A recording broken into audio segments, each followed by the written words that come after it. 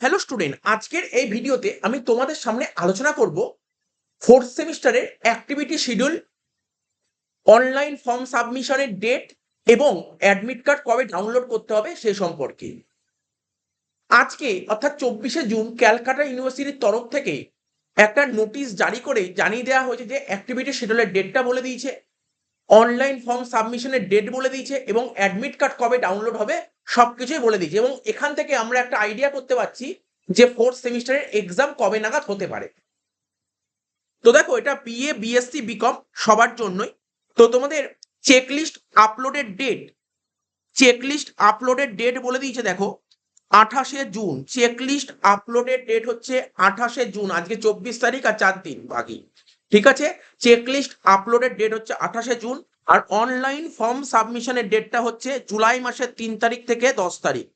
জুলাই মাসের 3 তারিখ থেকে 10 তারিখ।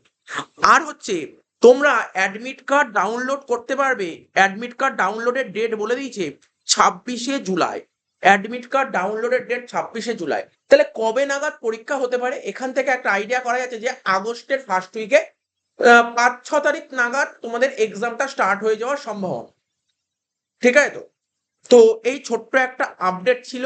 ক্যালকাটা ইউনিভার্সিটির সাইডে আমরা ঢুকে দেখে নিয়েছি, সেখান থেকে আমরা এই নোটিশটা ডাউনলোড করেছি। তার মানে এটা কোনো ফেক নোটিশ নয়, একদম পুরো জেনুইন নোটিশ।